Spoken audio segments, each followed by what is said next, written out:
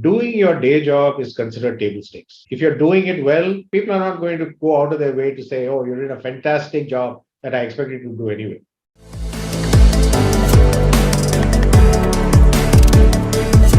What are the few things that you would advise mid-career people to move up the ladder? Yeah. See, I think you have to remember that once you've reached a certain stage in the organization, in your career or level or whatever, right?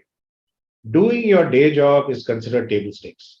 If you're doing it well, people are not going to go out of their way to say, oh, you're doing a fantastic job that I expect you to do anyway.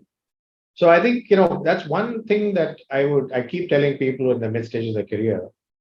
The fact that, people come in and say, oh, I did this fantastic work, right? I delivered this. I said, that's your job. So tell me more, right? Tell me what else have you been doing?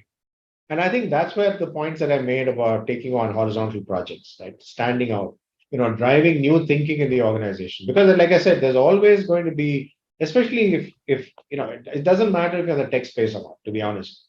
Because now every company is a tech company. Digitization is pervasive, right?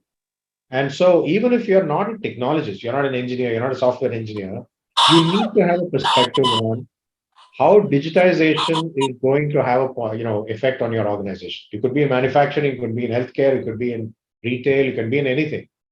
So that's things like that, right? Bringing back a perspective. That's what I mean by having a point of view. So things like that, driving new thinking. How can you get involved in some of those kind of projects? And then you have to be seen as a credible leader in the organization. Are you putting your hand up? Are you standing out? Are you bringing people together? Right. One of the things that is underappreciated and which I appreciate in people is the fact that how much are you doing in making others around you better? It's not just about yourself, right? A senior leader is not judged based on just what they get done. They are judged based on how well are you able to get people together towards a purpose and an objective and bringing them together to achieve it.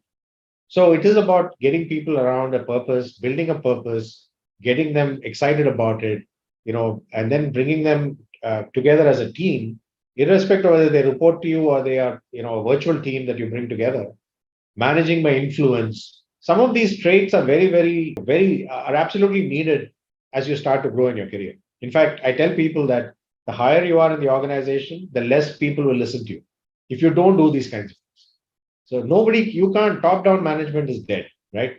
Managing by influence and learning to manage people by that is very critical. And I think those are the kinds of traits that are very important for people if they want to really grow in their careers.